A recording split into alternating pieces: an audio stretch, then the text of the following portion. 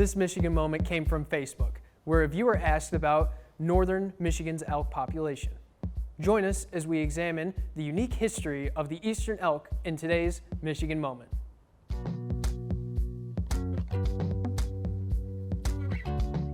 Weighing in at up to 1,000 pounds with a rack of antlers reaching 6 feet in length, the eastern elk flourish in a vast swath of the U.S. between the Mississippi River and eastern seaboard. Though, after Europeans began settling this region, the eastern elk population began to decrease dramatically. After decades of overhunting and habitat loss, Michigan's eastern elk population was unfortunately declared extinct by 1880, only 15 years after it was adopted as a symbol on the state's flag.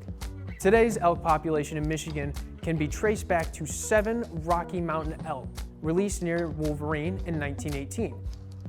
By the early 60s, that small population gradually grew to nearly 1,500 elk. By 1964, the population reached a size where limited hunting was permitted. However, with reduced habitat quality and an increase in poaching, the population shrank to only 200 elk by the winter of 1975. This prompted the state to create its first elk management plan. Annual elk hunts have been carefully managed since the 1980s. Though the eastern elk have been considered extinct for over 100 years now, there may be some evidence of the contrary. In 1905, President Theodore Roosevelt gifted 20 eastern elk to the government of New Zealand. The 18 elk that survived the long sea voyage were introduced to Fiordland National Park.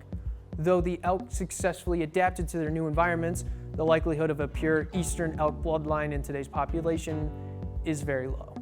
Special thanks to the Michigan Department of Natural Resources for its thorough information on the state's elk population, and to you, the viewer, for watching this episode.